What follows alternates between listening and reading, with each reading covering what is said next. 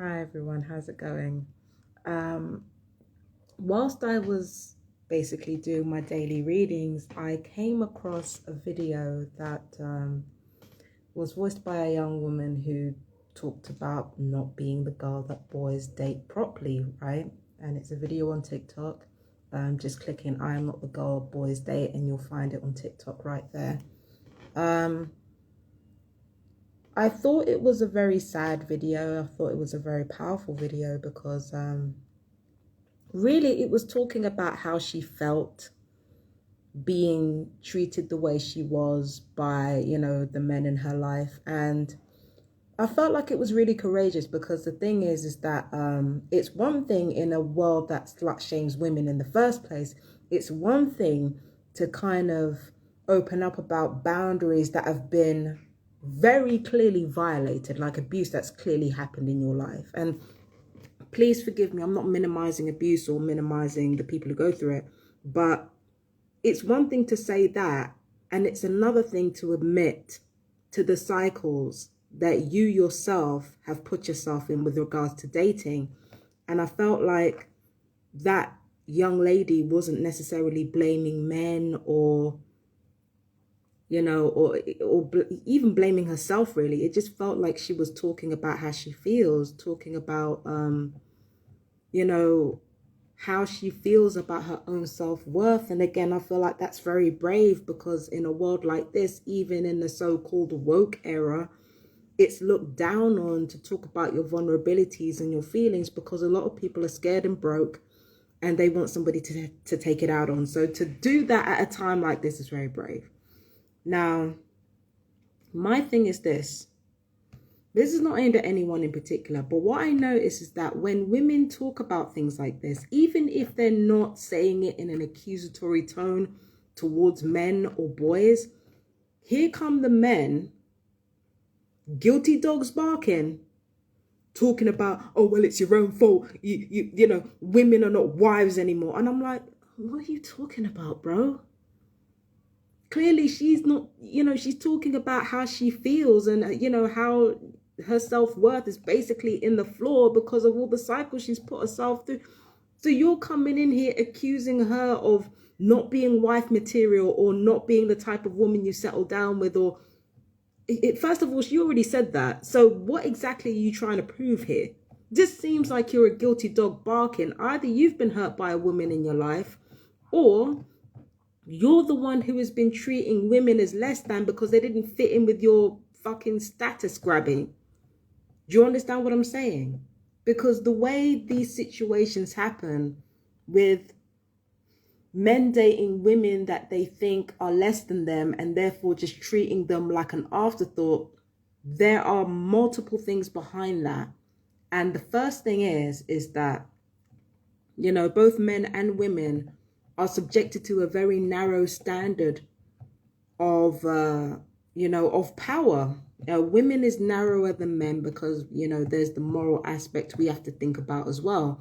But both men and women are subjected to a very narrow standard of what power and wealth look like.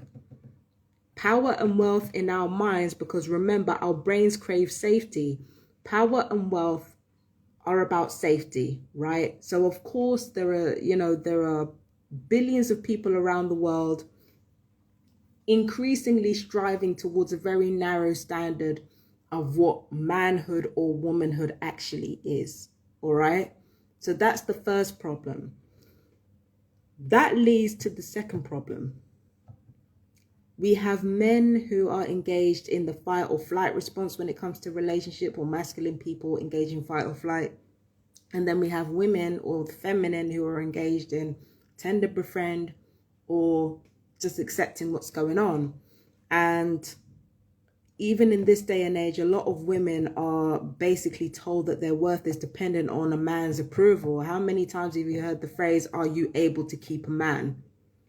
How many times have you heard that? So if a woman's worth is dependent on a man's approval, and a man holds his approval as higher than anybody else's or higher than a woman's, of course you're going to end up, you know, a man's going to end up in situations where he's repeatedly dating multiple women that he doesn't think are worth it, that he doesn't think are any type of status in the first place. He's going to still date them and he's going to still fuck them, but he's got them there as placeholders to sow his wild oats until he finds that one woman who fits his status model that he can settle down with and that he can have a family with, all the rest of it and stuff like that, right? So that's usually what happens, although it's not just men who do this. I have to say that it's women who do it as well. We just do it in a different way. We do it in a different fashion. And that's what I'm getting to, right? So for the most part, it's a masculine trait to kind of, you know, to fill in the time with people that they look down on or that they're only attracted to sexually, in order to kind of bide their time for the one person that they want to settle down with. Now, where women are concerned, where women contribute to this, is we become codependent, which goes into the sort of tend and befriend or just accepting it, freezing, right? What happens is this, right? We've got both men and women craving for status. Our whole sexual desire is based on status and the brain's need to feel safe. And I've said this several times, right?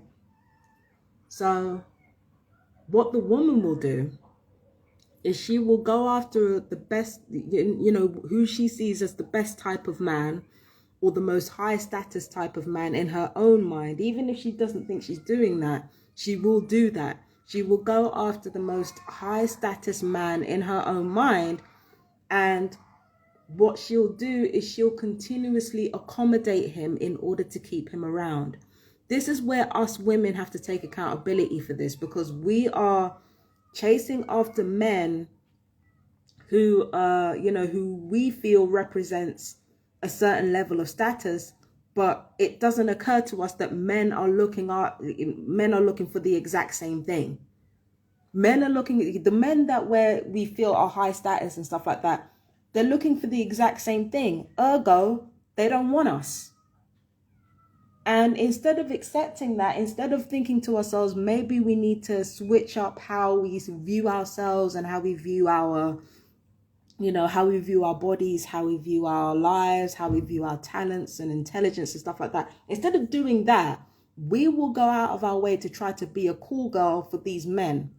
We'll pretend we only want sex, or, you know, this is what I don't get. Men know when you're pretending that you only want sex. Men know that, because then they will go out of their way to remind you, I'm not trying to date. Like, why don't you just go after a woman who wants a hookup? Anyway, you know, men, in order to boost their ego, they will go for a woman who plays these cool girl games in order to get him to stick around, so that whenever he needs it, he has sex on tap.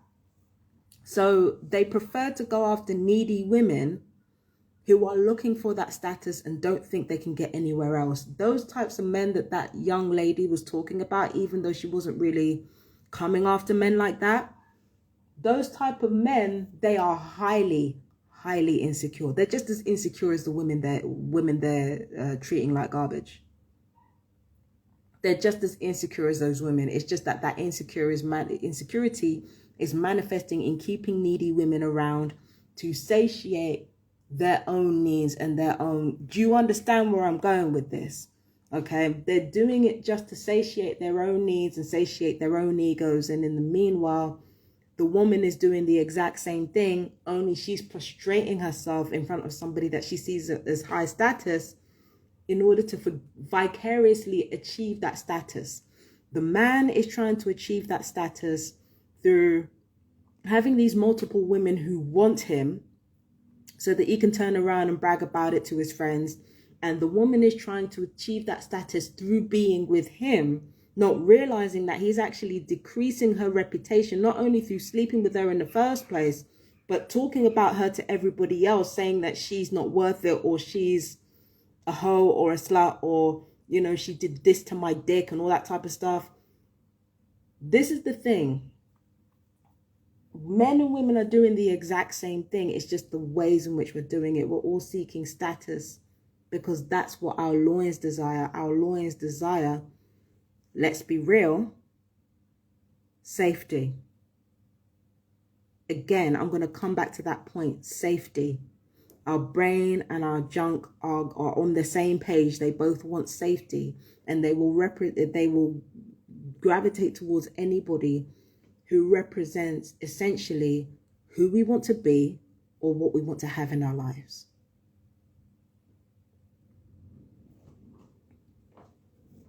Very, very simple. We will gravitate towards anything we want to be or anything that we want to have in our lives, right? So that's why there are so many women who end up in this situation where they end up with boys who don't date them and who don't take them seriously. It's because we're all looking for power and wealth rather than love. Love is abundant. Love is like water. We can find it literally everywhere. It doesn't matter what you look like. Doesn't matter what status you come from. There is no way in hell you can't find love. I'm telling you right now, as a woman in her late 30s, I can tell you this right now for nothing. There is literally love for everybody.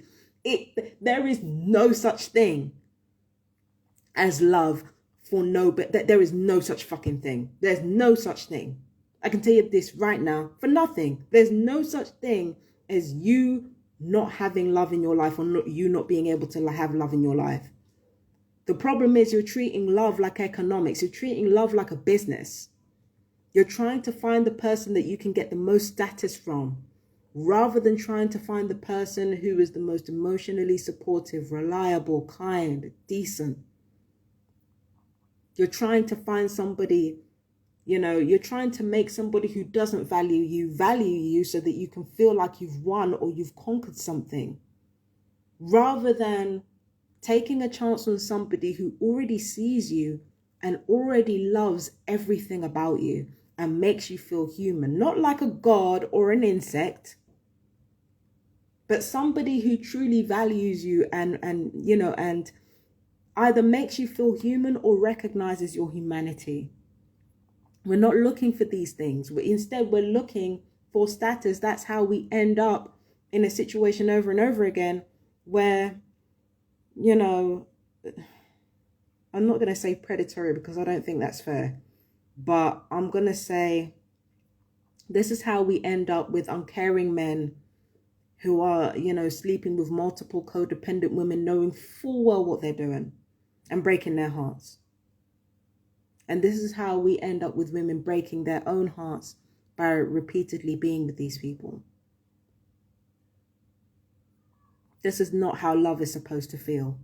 It's not supposed to be a business. It's not supposed to be a competition. It's not supposed to be a survival of the fittest. It's not supposed to extend to the people that you love who love you. Love is supposed to be love. It's not supposed to be a fucking business. If you want love to be a business, this is what you do, all right? You have to make sure that you fulfill the criteria of the elites as much as possible, even if they don't fulfill that role. You have to make sure that you're above reproach in your body, in your morality, and in your education and background if you really want to play that game. You have to make sure that all your ducks are in a row. Okay, and if you're going to stray away from those standards, you have to be discreet about it, which means you have to pick your ex-lovers very, very carefully, and you have to guard your privacy with the utmost vigilance. And this goes for both men and women. If you really want to play this game of economics or wealth economics, you ain't going to get there by shaming people or coercing people into liking you. You have got to fulfill those standards that are in front of you. If you want love, you ain't got to do any of that. The only thing you have to do if you want to be in love is to be open to it. Because I guarantee you, it will come from the unlikeliest place and it will come when you least expect it. You're not going to get love treating it like a fucking business. You might get somebody who desires you and who fawns over you and who's infatuated with you, but that's not love. Love is not codependent. Love is not wanting to be in each other's presence all the time. Love is indeed seeing to one another's comfort. It's having a love language. It's having a, shared interest, yes. But it also means you have some sovereignty of your own. And when you become the girl that boys don't date, you don't have your own agency like that, really. You depend your whole life on other people's opinions. And, the shame of, being single, even though being single and childless, it preserves your body, it preserves your mind, it preserves so much of your time as a woman. The truth of the matter is that being single and childless is better for a woman than actually being married with a family. It's the men who need the families. That's why they shame you by saying, oh, you're going to be single and alone. No, that's what they fear. Because we live in a narcissist system, remember? We live in a narcissist system. We live in a world where the worst in us is appealed to. Those worst impulses are treated like they're better impulses. And then on top of that, we project our flaws onto one another rather than checking ourselves. And that's exactly what these men are doing when they say you'll be alone for the rest of your life if you don't do what we say. It's because they're scared that once they are not relied upon anymore for economic purposes,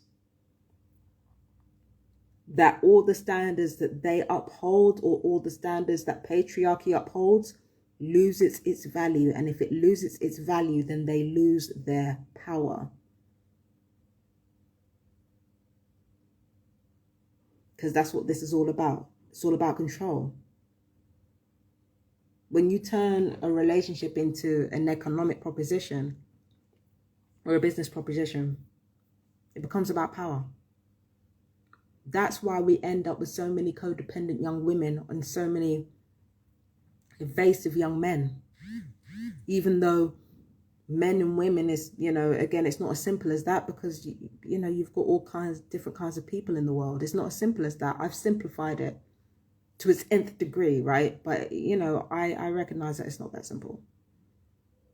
But in the most simplistic and generalized terms, where we go wrong is we're trying to focus on status. If we want status, we're supposed to create our own. We're supposed to create our own status. We're supposed to create our own rules and we're supposed to get to know ourselves. Get to know our roots, get to know, heal ancestral karma, work on our bodies. I know I need to work on mine, not necessarily because I'm big, because I like my body. I'm not going to lie. I don't like all of it, but even with all this weight on, the legs are leggings. So I don't need to, even with all this weight on my body, the legs are leggings. So I'm not fucking that ashamed of my body. I just feel like we need to be working on ourselves and working on, creating that status for ourselves, carving our own lanes, rather than trying to fit into this narrow box of what this society wants for us. That's what we really should be doing. We shouldn't be wasting our youth and our beauty and, there's so many beautiful young women in the world, so many beautiful ass young men in the world. And, all of you are wasting your fucking youth. Wasting your youth trying to be something you're not. For what, man? That's not the way to find love. That's not the way to find peace. In order to be successful in this world, you have to be in it and not of it. Just like if you want to be a success in your family, you've got to branch out. It's one thing to have a strong, connected sense of roots, but it's another thing to try to be a part of a shallow image that this world paints, or that your family paint, or what have you. You have to branch out and find your own lane. You have to be proud to be you in whatever form that comes in. Now, I say that there are times where I look at my body and I'm like, I don't know. I'm not entirely ashamed of it. I do like it. I do like my body, but it's it doesn't feel like me, if that's what it's, if that makes sense. It feels like somebody else's body. It doesn't feel like mine.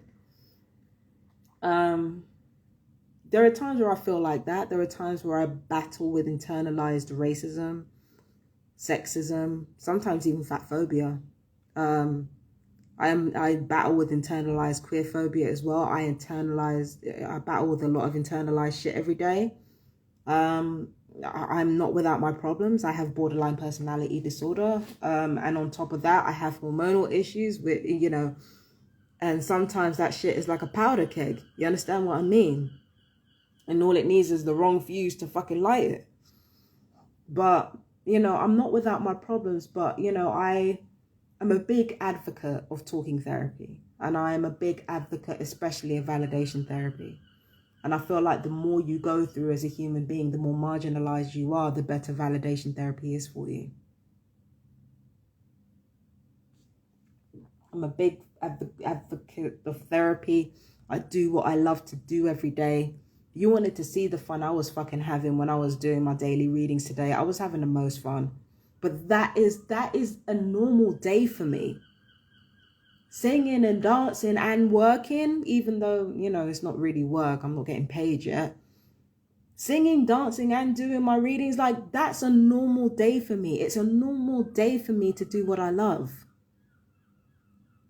And I talk to my dad damn near every day. I talk to my family. I have a really good relationship with my family now.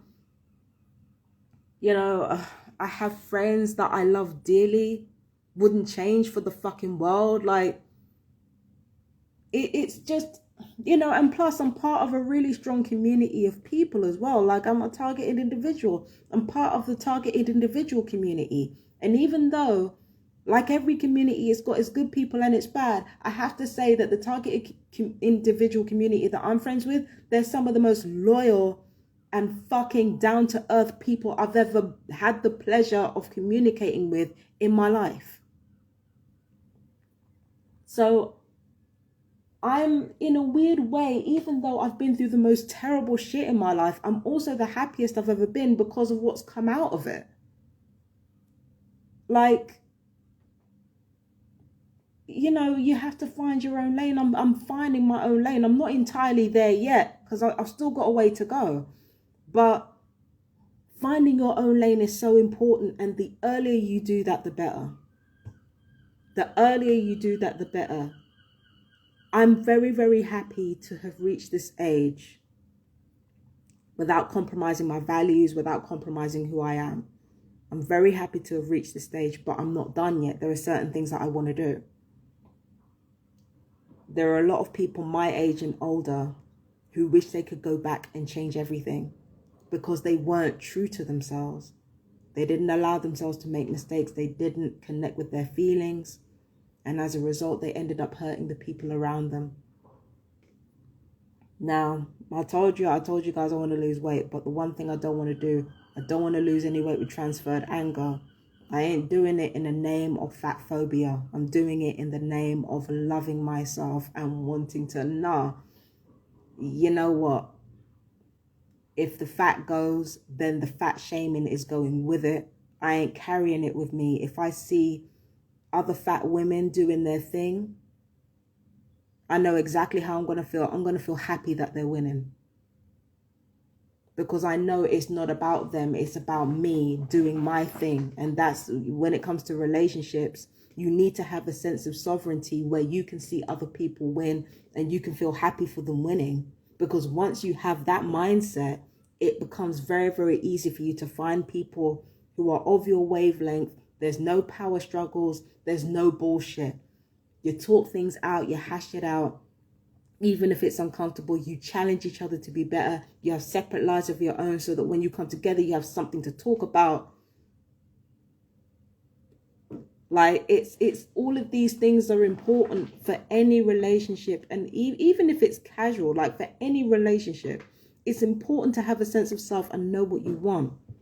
The problem is that the men who are picking up girls they don't want to date and the women who are with guys that don't want to date them, they're both doing the same thing.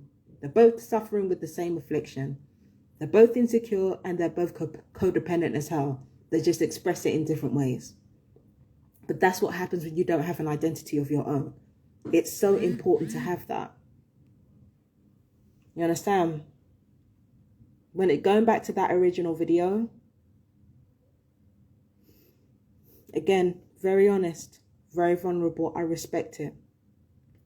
And as for the rest of you coming in the comments talking about, oh, be better, make better, shut the fuck up. Do you seriously think when that girl made that post that she didn't know the choices she was making? She made it to get her feelings out there and to make other women feel less alone. That's why she did it. She knows exactly what the fuck she's doing. But you coming into the fucking comments saying, be like this, be like, you're full of shit. You're full of shit. I know exactly why you're coming in them comments and saying all that shit. It's because you're insecure as hell. You're insecure as hell. You don't know what you want. You don't know who you are. And you're projecting it onto that girl. Please. I hate it when people do that. I hate it when people talk about their feelings. And then you get these people offering their unsolicited opinions out of nowhere. Like, you clearly don't want to hear what this woman has to say. That's another thing that annoys me. When people pour their feelings out and your response is to come up with solutions, you're not being honest. First of all, you've got your own problems that you're not dealing with.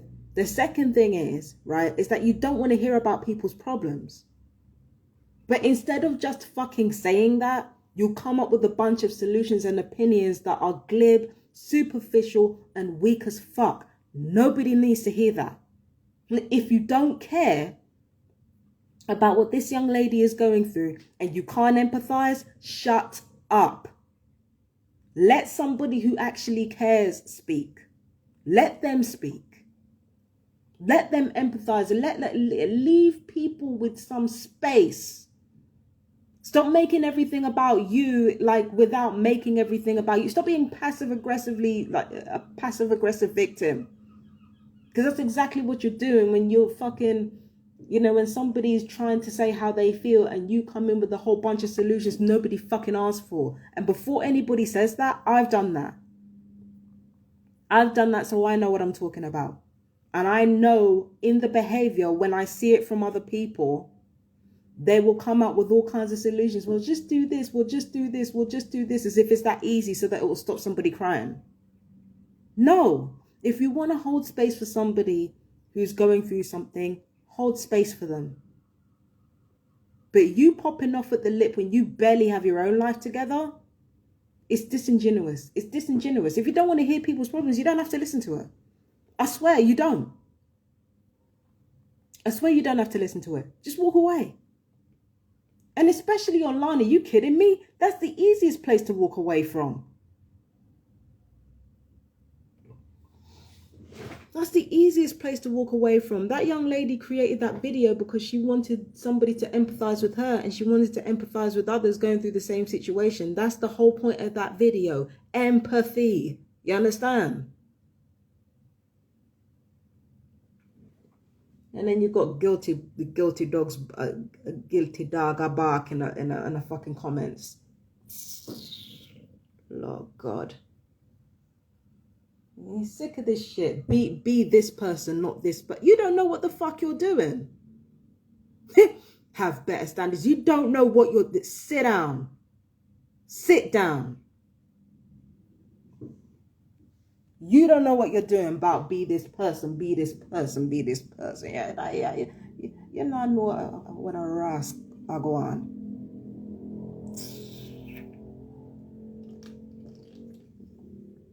I need more practice with the slang, but it tends to come out when I get pissed. You don't know what the backside's going on, and yet you want to talk about you. Like, shut up. Shut up. You know what I mean?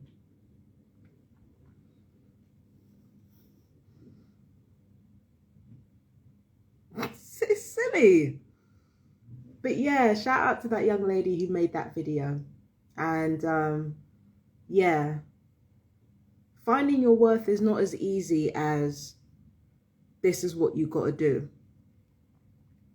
You really have to be honest with your feelings and about why you do the things that you do. I have to admit, I've had to do the same thing and it's really slowed me up in life. I should be progressing a lot faster than I do, but it's important for me to progress properly and not quickly. And unfortunately, if you want to avoid the mistakes of being in codependent relationships, or, you know, being in relationships where you don't feel valued, you have to hurry up and wait, unfortunately, while you kind of figure things out and you kind of really understand women especially have to learn this lesson. What do you actually want? You have to be more active in getting it. And understand that you don't necessarily need a man or a woman or a non-binary person to do that with. You can get it for yourself. There are ways in which you can do that. And once you kind of go after your desires and go after what you want and evolve because you're going after your desires, you will meet somebody who actually truly respects you. I should know it happened to me. I went after what I wanted. I went after the things that I wanted in life. I haven't even started yet. I went after the things I wanted in life. And although me and this person didn't stick together in the end, he still respects me. He still loves me. We still talk. You understand what I'm saying? You know, love is not simple, but it's very, very fulfilling. And it's a very, very different enterprise from infatuation. Do you understand what I'm saying? So, you know, love is very easy to find. You don't have to be the best looking person. I used to think I had to be the best looking person. I had to be the most intelligent. I had to be, and then when I got fat and, and even though, not being funny, I'm not a bad looking woman fat either. I'm not. I mean, if I was a bad looking woman, but I'm not a bad looking woman. I'm actually all right. I'm all right looking, you know, for somebody of my size. But, you know, I got fat. I kind of, you know, my mental illness became a bit more prominent and a bit more obvious, and all the things that should have prevented me in my own mind from finding love, it should have prevented me from finding love, it did the fucking opposite. That spirit, if that's not spirit talking to me, I don't know what is. All the things that I thought would hold me back from finding love and finding happiness, it didn't in any way whatsoever. In fact, it did the opposite.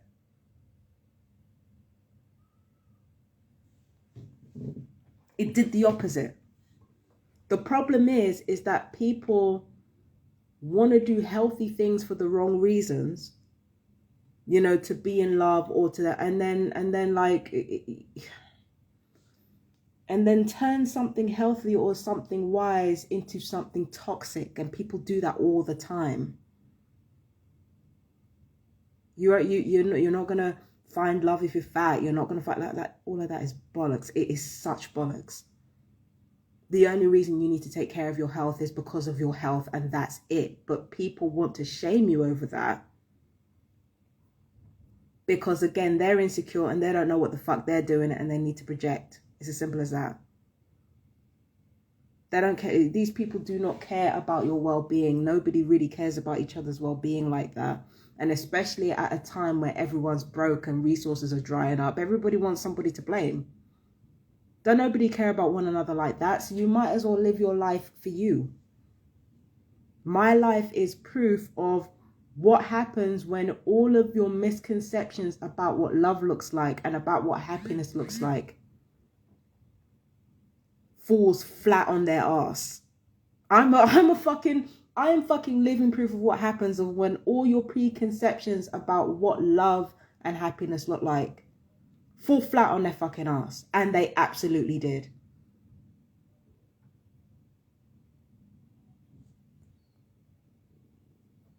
They absolutely did. No word of a lie. No word of a fucking lie. You mean to tell me my family taught me that being slender and being really, really good in my grades and having a great career and, you know, and being the type of woman that men respect or whatever, and then all of that, the opposite happens to me and I end up finding love anyway? You're taking the piss. You're taking the piss. Literally. You're taking a piss. Like, on some real shit.